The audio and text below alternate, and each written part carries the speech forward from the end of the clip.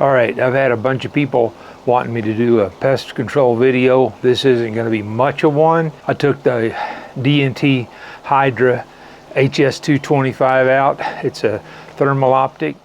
I only got 2 rabbits. I got a friend that's got a terrible rabbit problem, as you'll see in this video. I got 4, I only got 2 recorded.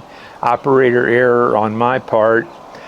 And to be honest, I've kind of been out of it for a while.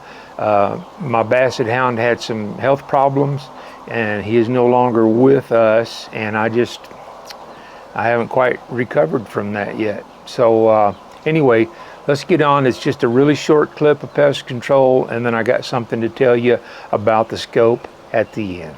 This video features pest control with an air rifle. If things like this offend you, please leave now. So you can see there's all those little black dots. Those are rabbits, and you can see what kind of problem these folks are having. So I'm going to try to help them out here. And that was a little bit of bad hit on my part. It runs over to that trailer, and that's it. It's expired right there.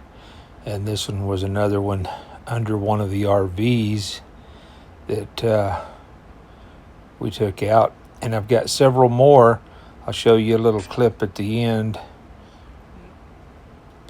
and I put that in black and white. There's a couple of things I want to mention. D&T has some new firmware for this scope. I haven't had time to load that yet. Gives you a couple more color palettes to choose from. Not sure how those are going to work, but I get those loaded up and I'll throw them in. I'll make a video on it and show you how to load the firmware and what the results are from that.